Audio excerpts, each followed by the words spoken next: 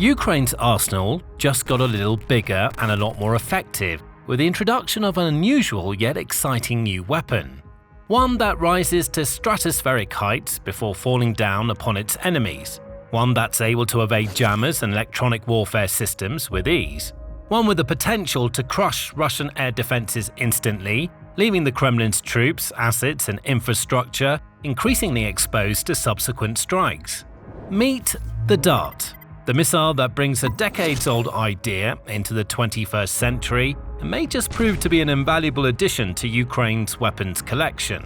The Dart was designed by Ukraine's Center of Innovative Technologies program. It's a lightweight missile that's designed to be lifted into the air with the aid of stratospheric balloons. Once the balloons reach a certain height, the missile is released, using built-in navigation systems to make its way onto a pre-planned flight path before eventually striking its target from above. It's a remarkably simple concept, and the idea of using balloons in warfare goes back centuries.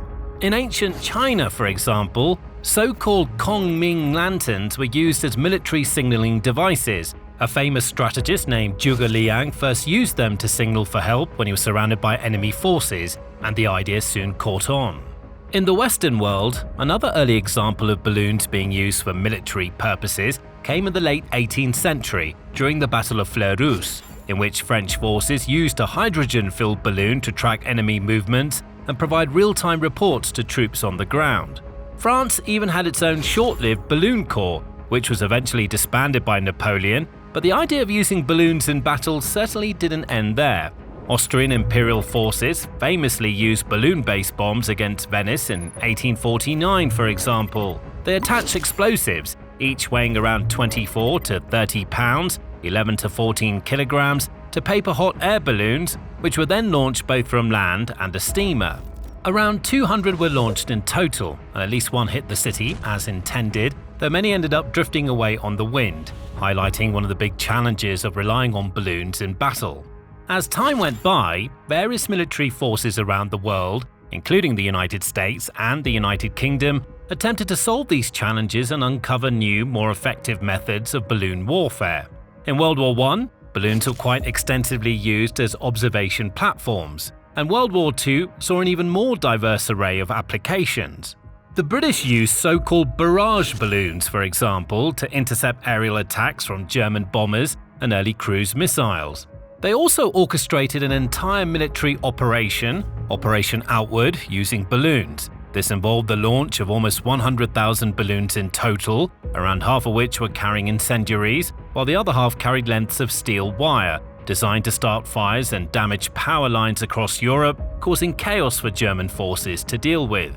Japan, meanwhile, used fire balloons, also known as Fugo balloon bombs, to deliver explosive payloads across the Pacific Ocean. Thousands of these balloons, which measured around 33 feet or 10 meters in diameter and were largely made of tissue paper, were launched from Honshu, carrying explosives and incendiary devices. A few hundred were eventually spotted across North America, killing 6 people and causing some small forest fires.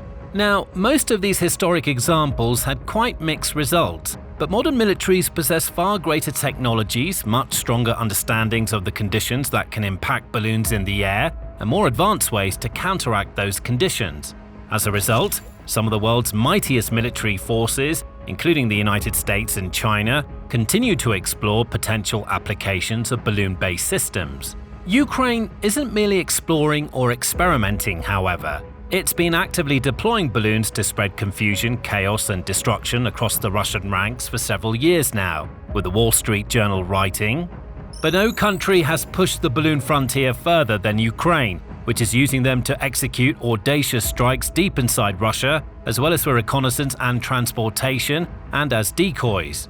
Indeed, Kyiv's forces turned to balloons in the early days of the conflict, using them initially to drop bombs and grenades on Russian heads, or as decoys to exhaust the enemy's air defenses. By 2024, it had leveled up its balloon-based efforts, using products from American suppliers as delivery systems for compact kamikaze weapons. These balloons gave Ukraine the ability to strike Russian targets far beyond the occupied territories and over the international border between the two nations, and balloons have been used in numerous strikes on the likes of oil fields, refineries, shipping terminals, and railway hubs. As Michael Kaufman, expert on Russian military matters with the Carnegie Endowment for International Peace, notes, "This is a very important part of Ukraine's overall effort to bring Russia to the negotiating table on much more reasonable terms. And it's thanks, in part, to balloons. It's hardly surprising, then, that Ukraine's military engineers have been seeking ways to push the envelope even further, and the Dart missile is the end result of their efforts. So here's a closer look at what it is and how it works. The Center of Innovative Technologies has not revealed the exact technical specifications of either the missile itself or the balloons used to launch it. However, publicly available data suggests that the missile is reasonably compact, measuring around 6 feet, 1.8 meters in length, and weighing close to 29 pounds or 13 kilograms when empty. It's said to be able to carry warheads weighing between 7.7 pounds or 3.5 kilograms and 22 pounds or 10 kilograms, depending on the configuration.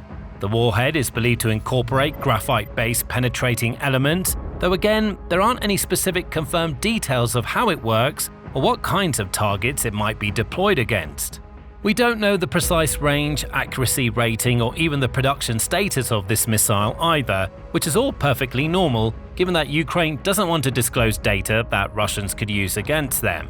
It's much better to keep these kinds of weapons under wraps until they're ready to use in the war, as that gives them the best chance of catching the enemy off guard. And even though many of the precise tech specs are still classified, we do have a general idea of how the Dart functions. Reports suggest that the stratospheric balloons will carry it to altitudes of between 7.5 and 11.2 miles, or 12 to 18 kilometers. Once it reaches the right height, the missile is launched. At that point, it relies on special servo actuators and built-in navigation systems to stabilize in the air and move on to its preset flight path. That may sound like a minor detail, but it's incredibly important, because if the missile was simply dropped from a balloon without being able to stabilize itself, it could easily end up miles off course. Instead, the Dart homes in on its target during its descent, but once it's around 3.7 miles or 6 kilometers away from the Earth's surface, its navigation system switches off entirely. This is, without doubt, the most important and interesting part of the Dart's design. With its navigation system disabled, it relies on a solid fuel engine to continue on its flight path, following a preset course before it eventually collides with its target, which might be anything from an ammo depot to an oil storage tank. Now here's why this matters. Russia is increasingly reliant on electronic warfare (EW) systems to jam, spoof, or otherwise disrupt Ukrainian drones and missiles. Its engineers continue to innovate in this area, adding additional antennas and crafting more complex systems to essentially stop Ukraine's aerial assets in their tracks, severing their communications and disabling their navigation systems so that they fail to strike their intended targets. The unique advantage of the Dart system is that it doesn't rely on external communications or satellite navigation systems during those final few miles of its descent. So, at least in theory, even if Russia has a whole army of EW jammers on the ground, ready to overwhelm the airwaves with spoof signals and static, that doesn't matter. The noise makes no difference to this system because it isn't listening. Instead, it silently, wordlessly falls to its target, and the jammers can't do a single thing to stop it. In a war that's increasingly dominated by EW technology, that's so important. Indeed, the Center for Strategic and International Studies notes that electronic warfare has become one of the defining forces of the conflict, with major impact for both sides.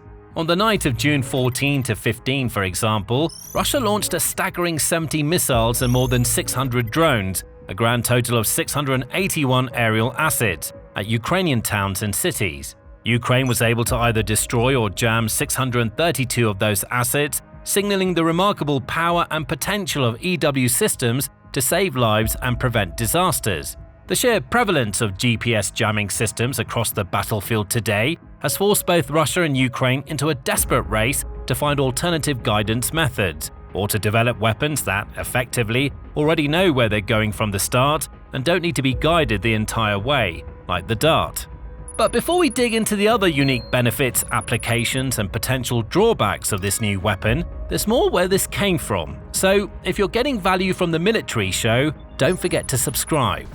Now, the fact that the Dart has the potential to evade the enemy's EW systems is arguably its biggest advantage, but it's not its only one. Another enormous benefit of this system is linked to the fact that it launches from a balloon. That means it could, theoretically, be deployed from almost anywhere.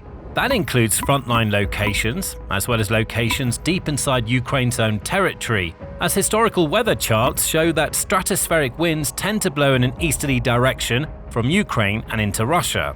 A balloon could, for example, be launched in Kyiv and simply ride the breeze 100 miles or more towards Moscow before dropping its payload. And since we're talking about balloons here, not aircraft, all Ukraine soldiers have to do is inflate the system and let it fly. There's no need for runways or airfields, nor is there any need to put a pilot's life in jeopardy or risk the damage or destruction of an expensive aircraft in order to use these types of munitions. They can be dispatched at any point, from almost any location, and simply left to make their journey into enemy territory. This gives Russia something completely different to deal with. Up to now, it had to contend with a diverse array of Ukraine's domestically developed drones and missiles, as well as Western weapons like Storm Shadows and Attackams.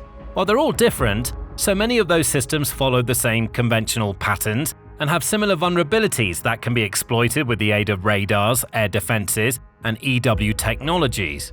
The Dart is different in almost every way. It soars to far greater heights than the average drone and speeds towards its targets without relying on the same kinds of navigation technologies as the average missile.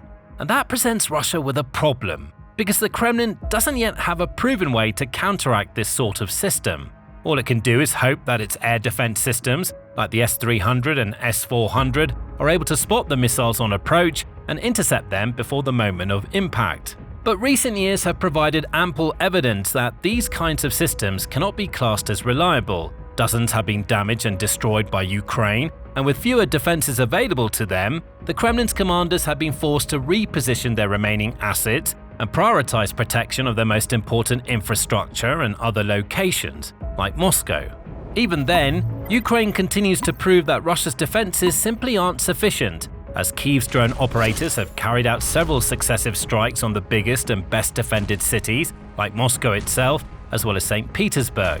With the power of the Dart in their arsenal, Ukraine's defense forces may be able to make those strikes even deadlier and more devastating for the Kremlin. It could, for instance, launch a series of Dart missiles as an opening act of an aerial assault, using them to disable any radars or defenses in a target zone.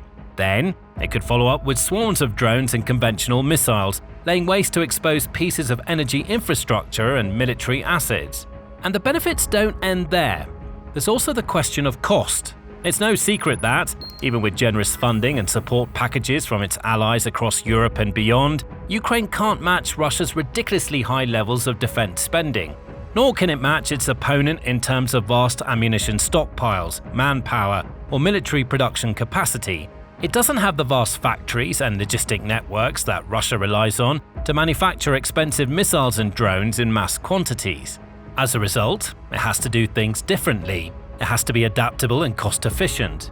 That's why we've seen Ukraine lean so heavily on domestic innovations, like its increasingly diverse drone army, made up for the most part of unmanned aerial vehicles that are relatively cheap and easy to produce. It's also why Ukraine has spent so much of this war not necessarily trying to craft the perfect weapon, but instead investing in systems that are functional, affordable, and difficult for the enemy to deal with. A lightweight balloon-launched missile fits the bill perfectly. Thanks to its compact nature, combined with the fact that it can simply float into the air rather than needing to be launched and piloted, the Dart should be quite cheap for Ukraine to put into serial production. While we don't exactly know how much each unit costs, they're likely to be significantly cheaper than larger and more complicated cruise or ballistic missile systems.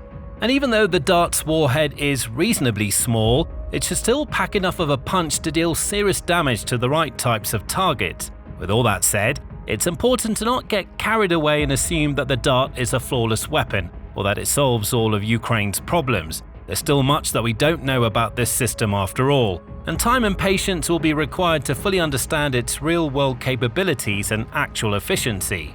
Experts are already asking questions about how effective the Dart's navigation systems need to be, for example, in order for it to successfully remain on target even when those systems are disabled. Many have also pointed out historical problems related to balloon-based systems.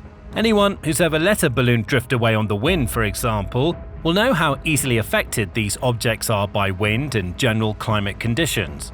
Of course, military-grade stratospheric balloons aren't exactly the same as the kind of birthday balloons someone might use at home. But many of the same rules still apply. They can be blown in different directions by the wind, and they're subject to sudden changes in wind strength and weather. Factors like launch timing and release conditions can all introduce a certain degree of uncertainty, which could potentially make the dart more difficult to control. Questions must therefore be asked about dart's overall range, how likely it is to hit its target, and what kind of margin of error it has in terms of its accuracy. We also still need to know how much each unit costs to make and whether or not the system has been tested or even used in real combat conditions yet, or whether it's still in the early planning and prototype stage. Without this information, it's impossible to draw definitive conclusions about the weapon's genuine value and viability. However, based on what we know so far, there's plenty of reason to be optimistic about this system. On paper at least, it seems to solve a number of issues that Ukraine has encountered when using more conventional munitions, while presenting new challenges to the enemy. It's certainly a unique proposition, and one that, if it proves successful, could pave the way for more systems of a similar style, designed specifically to counteract EW technologies by disabling its own internal navigation systems as it approaches its target. And Kyiv has no intention of stopping here. While they may have been quite secretive about the dart's tech specs, the developers of this system have openly admitted that its technology could be used as a foundation for future projects, which could include ballistic and surface-to-air missiles.